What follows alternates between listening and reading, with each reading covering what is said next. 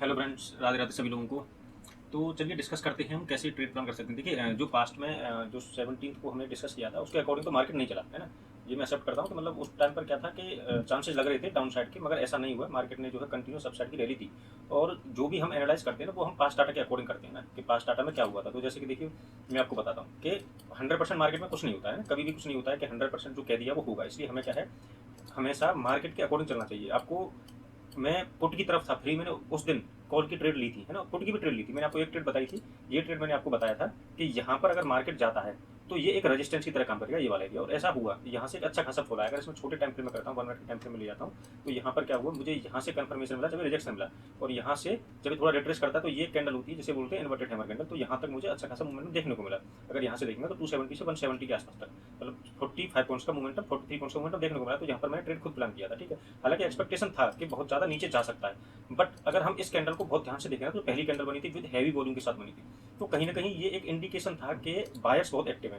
और अभी भी कंडीशन ये है कि ये जो कैंडल है वो बहुत ही हैवी सपोर्ट की तरह काम करेगी। क्यों करेगी? क्योंकि देखिए खुद ही ये कैंडल दिखाती है कि बहुत ज़्यादा बायर यहाँ पर एक्टिव हुए हैं। और ऐसी ही कैंडल यहाँ बनी थी, ये वाली जब बनी थी ना वो सेम ऐसी कैंडल थी कि डाउन साइड जाने के बाद तो यहाँ क्या दिख रहा है, यहाँ दिख रहा है कि कोई ना कोई बाय कर रहा है। जैसे ही प्राइस नीचे आता है और बाइंग हो रही है, नीचे आता बाइंग हो रही है। तो ऐसे केसेस में हो सकता है कि बहुत ज़्यादा प्राइस नीचे नहीं आए आगे चल के। तो आपको क्या करना होगा, ध्यान रखना पड़ेगा हमें कि डिप्स पर बाय करना है, ना कि अब सेलिंग प्लान करनी है। हाँ, इंट्राडे में हम सेलिंग प्लान कर सकते हैं, ऐसा नहीं बोल रहा मैं कि आपको इंट्राडे में सेलिंग प्लान नहीं करनी है। इंट्राडे में तो सारी चीज़ें होती हैं। अगर दिखता है कि बाइंग करनी है तो बाइंग करते हैं, क्योंकि हमें कितने पॉइंट्स चाहिए, 20 to 30 पॉइंट चाहिए, 25 पॉइंट चाहिए, है ना। कभी कभी 15 पॉइंट्स भी चाहिए। तो जितने पॉइंट्स हमें मिलते हैं इंट्राडे में उसके अकॉर्डिंग हम प्लान करते हैं कि बियर से या बुल से। मगर ओवरऑल अगर बात करेंगे तो हम अभी बाय ऑन डिप्स में हैं, ना कि हम सेल ऑन राइज में हैं। क्योंकि देखिए आप खुद ही देखिए ना कि यहाँ पर देखिए क्या हुआ, प्राइस नीचे की तरफ आया। इन कैंडल्स को गौर करिएगा ना, बना के कैंडल है, नीचे की तरफ आया, नीचे से रिजेक्शन होकर अपसाइड चला गया, फिर यहाँ से गैप अप हो गया। मतलब यहाँ पर किसी ने बाय किया था, फिर क्या हुआ, फिर नीचे की तरफ आया, फिर यहाँ से फिर ऊपर गया और फिर गैप अप हो रहा है। कल अगर कल फिर गैप अप हो जाता है तो फिर से बाइंग आएगी, है ना। तो इसका मतलब कोई ना कोई इंटरेस्टेड है बायर्स जो कि डाउन साइड में खरीद रहा है। अब होता क्या है ऐसी कंडीशन में, आपको सीखने के लिए बता रहा हूँ। होता क्या है कि यहाँ से ये लेवल और ये लेवल, जरूरी नहीं है कि, ऐसा नहीं है कि प्राइस यहाँ पर नहीं आएगा दोबारा। अगर यहाँ पे आता है तो ये आपके लिए बाइंग अपॉर्चुनिटी होगी हमेशा। अगर कभी प्राइस जहाँ से बायर्स ने एक्टिविटी स्टार्ट की अगर दोबारा आता है तो फिर से ऐसे हो सकता है। ये एक पॉसिबिलिटी होती है, सिखाने के लिए बोल रहा हूँ, मैं ये नहीं बोल रहा कि ऐसा होगा, ठीक है। अभी हम फिलहाल जैसे बात करते हैं तो हम इंट्राडे के लिए करते हैं। अगर मैं कोई भी यूट्यूब पे वीडियो बनाता हूँ तो मैं ये बताता हूँ कि कल क्या हो सकता है। मैं ये नहीं बोलता कि आप कैरी करके रखें पोजीशन को, वो मैं एक्स्ट्रा अपडेट करता हूँ कि आगे क्या हो सकती है कंडीशन, ठीक है। तो इंट्राडे में स्टॉप लॉस ही बताता हूँ आपको। तो अगर स्टॉप लॉस होता है तो अगर आप लेंगे तो कोई दिक्कत वाली बात नहीं है, क्योंकि ज्यादातर आप देखेंगे तो मार्केट जो है हमारी तरह ही चलता है, जैसे हम डिस्कस करते हैं उसी तरह चलता है। कभी कभी रिवर्स भी होगा, ये आप भी जानते हैं, है ना। मार्केट में तो ऐसा होगा, तो होता है। तो आप स्टॉप लॉस एक्सेप्ट करें और उसे रिवर्स करें। अगर थोड़ा बहुत टेक्निकल आप जानते हैं तो आप रिवर्स कर सकते थे यहाँ पे पोजीशन, क्योंकि जो रेजिस्टेंस बहुत समय से बना हुआ था वो फिर सपोर्ट की तरह काम कर रहा था यहाँ पे। जैसे आप 5 मिनट टाइम फ्रेम पर देखेंगे इसको, मैं देखिए इस टाइम फ्रेम पर आता हूँ। तो जब ये रेजिस्टेंस था मेरा और यहाँ पर रेजिस्टेंस फेस किया, यहाँ किया, यहाँ किया, यहाँ किया, तो ये ब्रेकआउट होने के बाद फिर यहाँ पर सपोर्ट बन गया, क्योंकि प्राइस जैसी फिर आया फिर ऊपर जाने लग गया।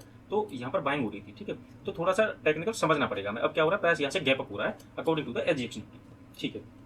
अब मैं आपसे बात कर रहा था कि कोई भी टेक्निकल एनालिस्ट जो होता है वो हमेशा क्या करता है कि पास डाटा को देखकर ही एंट्री करता है। तो देखिए मैं आपको बताता हूँ कि मैं यहाँ पर क्यों सोच रहा था कि मार्केट नीचे जाएगा इंट्राडे के लिए कुछ समय के लिए। मैंने ये नहीं बोला बहुत हो सकता है, मेरे को पॉसिबिलिटी है, मगर जरूर नहीं है नीचे।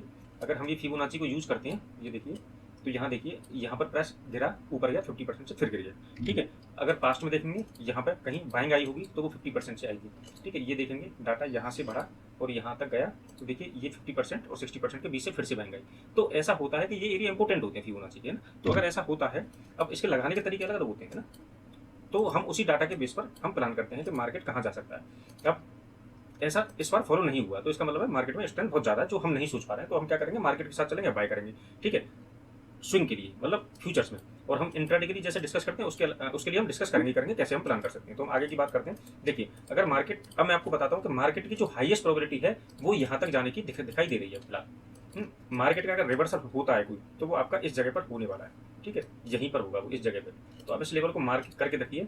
तो यहाँ तक अगर प्राइस आता है तो ये एक स्ट्रॉन्ग रेजिस्टेंस एरिया है, यहाँ से रिवर्स होगा ही होगा, है ना। और ऐसा हो सकता है कि जो आपको दिखाई दे रहा है, मान लीजिए कल गैप अप होता है, मान लीजिए जैसा कि एजेक्स निफ्टी दिखा रहा है 300 पॉइंट्स, अगर यहाँ गैप अप होता है ऊपर तो फिर नीचे की तरफ आता है, तो उसके बारे में डिस्कस करूंगा। मगर ओवरऑल जो एक अच्छा रिवर्सल आने वाला है, बड़ा रिवर्सल होता है, बड़ा इन द सेंस मतलब ये नहीं है कि बहुत ज्यादा नीचे गिर जाएगा, बड़ा इन द सेंस यहाँ से मतलब 400 से 500 पॉइंट का अगर रिवर्सल मिल सकता है तो इस लेवल से मिलेगा, ठीक है। 500 पॉइंट का अगर रिवर्सल मिलता है उससे पहले नहीं मिलेगा, ठीक है।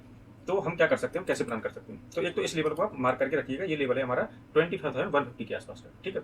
दूसरा मैं आपको बता देता हूँ कि इंट्राडे में कैसे प्लान कर सकते हैं। तो देखिए कल क्या हो सकता है, अगर कल गैप अप होता है, प्राइस जो होता है, तो मेरे पास क्या क्या रेजिस्टेंस एरिया, क्या क्या सपोर्ट एरिया है, मैं उसके ऊपर डिस्कस करूंगा आपसे। ठीक है, तो पहले तो हम कुछ लेवल्स जो हैं, लेवल्स तो मैंने ड्रॉ नहीं किए यहाँ पे, और मैं करूंगा तो भी टाइम लग जाएगा, तो अभी क्या करते हैं, हम जनरली डिस्कस करते हैं। देखिए कल गैप अप अगर एक्सपेक्टेड है कि यहाँ हो सकता है, जो कि 200 पॉइंट्स का लेके चलते हैं, अभी 380 पॉइंट्स है ना। बड़े गैप अप में एक बात ध्यान रखिएगा, अगर हम जो मान लीजिए 200 एक्सपेक्ट करके चल रहे हैं और वो हो जाता है 400, तो ये चीज़ें इंट्राडे के लिए इनवैलिड हो जाती हैं। क्यों हो जाती है? क्योंकि हमारी एक्सपेक्टेशन के अकॉर्डिंग मार्केट 200 पॉइंट ऊपर चल रहा है, तो जो भी सपोर्ट और रेजिस्टेंस होंगे वो 200 पॉइंट ऊपर के हो गए अब, और जो हमने दिए हैं वो नीचे के दिए हैं, तो फिर दिक्कत हो जाएगी वहाँ पर, तो आप उस टाइम पर इग्नोर किया करो। ठीक है, मगर अगर ऐसा नहीं होता है, अगर वहीं 200 पॉइंट ऊपर होता है, तो फिर कोई दिक्कत वाली बात नहीं है। तो देखिए हम क्या कर सकते हैं, तो प्राइस अगर इस सपोर्ट के ऊपर खुलता है, जो कि 24,700 ये वाला, ये सपोर्ट ही था। सपोर्ट इसलिए था क्योंकि देखिए प्राइस पहले यहाँ पे आया है ना, फिर यहाँ से बाउंस किया, फिर यहाँ से आया, फिर यहाँ थोड़ा टाइम वेस्ट किया, उसके बाद गिरा, तो सपोर्ट एरिया, तो सपोर्ट करता है और इसके ऊपर चला है, तो ये एक सपोर्ट की तरह फिर दोबारा काम करेगा। ठीक है, ये वाला एरिया फिर सपोर्ट की तरह दोबारा काम करेगा। ठीक है, तो क्या करेंगे, इस जगह पे अगर ब्रेक कर देता है नीचे की तरफ, मान लीजिए इसके ऊपर गैप अप करता है, तब की बात कर रहा हूँ मैं, आप याद रखिएगा। ठीक है, जैसा कि 380 पॉइंट्स प्लस दिखा रहा है, 350 पॉइंट्स प्लस दिखा रहा है एजेक्स निफ्टी, तो इसके ऊपर अगर गैप अप होता है, तो हमें क्या करना है कि इसको सपोर्ट की तरह मानना है। इसके पास प्राइस आएगा और यहाँ कुछ कंसोलिडेट करता है, तो अपसाइड जा सकता है उस टारगेट के लिए जो हम डिस्कस कर रहे हैं। ठीक है, इंट्राडे के लिए अगर इसको ब्रेक कर देता है, तो ये वाला गैप जो है फिल कर सकता है, जो कि हाई है कल का 24,360 तक, यहाँ तक आ सकता है, इसको ब्रेक कर सकते हैं। ठीक है, तो हम यहाँ से छोटे टाइम फ्रेम पर डिस्कस कर लेते हैं तीनों कंडीशन। तो देखिए तीनों कंडीशन क्या होंगी, अगर गैप अप आसपास होता है कहीं, है ना, यहाँ कहीं गैप अप होता है, यहाँ के आसपास कहीं गैप अप होता है, और गैप अप होके आपको प्राइस जो है नीचे की तरफ जाता है, तो हम क्या कर सकते हैं, इसको फिल कर सकते हैं, पॉसिबिलिटी है इसको फिल कर सकते हैं, और फिल करने के बाद फिर से ऊपर की तरफ जा सकते हैं। एक तो कंडीशन ये हो जाती है, गैप अप की कंडीशन हो जाती है। ठीक है, ये देखिए यहाँ पे हम क्या कर सकते हैं, एक ये मेरा सपोर्ट एरिया होता है ना, तो इसके ऊपर यहाँ पर गैप अप होता है और यहाँ पर सपोर्ट लेता है, तो एक ये लेवल हो गया मेरा बाइंग का, फिर मैं यहाँ से बाइंग कर सकता हूँ। ठीक है, यहाँ से बाइंग हो सकती है। सबसे बेस्ट बाइंग क्या होगी आपको मैं बताता हूँ, अगर आसपास गैप अप हुआ, कम गैप अप हुआ, तो फिर बहुत अच्छी ट्रेड होती है, ज़्यादा गैप अप और गैप डाउन हो जाता है तो थोड़ी दिक्कत होती है। तो अगर सबसे थोड़ा सा गैप अप होता है ना, मान के चलो यहाँ गैप अप हो गया, तो ये एक सपोर्ट एरिया की तरह काम करेगा, जैसे ही प्राइस यहाँ पे आएगा तो एक इंट्राडे आपको आराम से यहाँ पे मिल जाएगा। ठीक है, पहली प्लानिंग तो ये होगी। और बहुत ही बड़ा गैप अप हो जाता है, तो मैंने आपको जैसा कि एक लेवल बता दिया आपका कि इस लेवल पर आपको बाय करना है। ठीक है, तो वो लेवल है मेरा ये वाला सपोर्ट, जो मैंने बताया था आपको कि ये सपोर्ट एरिया है, यहाँ से यहाँ तक का एक सपोर्ट एरिया है। ठीक है, तो ये आपको यहाँ से बाय करना, अगर इससे ऊपर होगा तो यहाँ सपोर्ट लेता तो फिर से ऊपर जा सकता है, ये बात ध्यान रखिएगा। ठीक है, तो फाइनल टारगेट मेरे कौन से आ रहा है, 525,150 के आ रहे हैं। यहाँ से गिरेगा मार्केट, यहाँ से पक्का गिरेगा, है ना, यहाँ से 500 पॉइंट की रैली डाउन साइड में आएगी, फिर ऊपर चला जाएगा, फिर हो सकता है ऑल टाइम हाई के चांसेस हो गए अब तो, है ना, क्योंकि बो एंड एरो का कॉन्सेप्ट है, तो अपसाइड ऊपर जाएगा। वेव वन अगर इसे कंसीडर करके चलेंगे ये वाली, तो ये वेव 2 थी जिसमें पैनिक सेलिंग आई थी, वेव 3 जो है अपसाइड जा सकती है, तो ये पॉसिबिलिटीज दिख रही है। और वेव 3 ऐसी जाती है, उसमें गैप्स बनते हैं जो कि फिल नहीं होते, जो कि इसी तरीके से जाता है स्पीड से, तो कोई बड़ी बात नहीं है कि अब हम ऑल टाइम हाई भी जा सकते हैं इस टाइम पे। ठीक है, तो फर्स्ट रेजिस्टेंस मैंने आपको बताया, तो इस तरीके से आप ट्रेड प्लान कर सकते हैं। मैंने 2 सपोर्ट आपको बता दिए, 3 सपोर्ट बता दिए। दूसरा मैं अभी आपको एक वीडियो और बनाने वाला हूँ जिसमें मैं आपको कुछ कैंडलस्टिक पढ़ाऊंगा। अभी तक आपने जो कैंडलस्टिक पढ़े हैं, आपने पढ़े होंगे, मगर मैं आपसे बोलूंगा वो आपने गलत पढ़े। ठीक है, क्योंकि आपको वो यूज करना नहीं आता अभी, तो मैं कुछ कैंडलस्टिक की वीडियो बनाऊंगा जो कि आपको मदद करेंगे सीखने में, तो आपको वो ध्यान रखना है। ठीक है, तो उनको पढ़िएगा और मैं आपको नेक्स्ट वीडियो उसी के बारे में बनाने वाला हूँ। सो ठीक है, अगर वीडियो आपको अच्छी लगी हो तो लाइक करके जाएं, शेयर करके जाएं, सब्सक्राइब करें चैनल को। Thank you so much for your time, bye, और अपना डिस्कॉर्ड हमेशा फॉलो करें।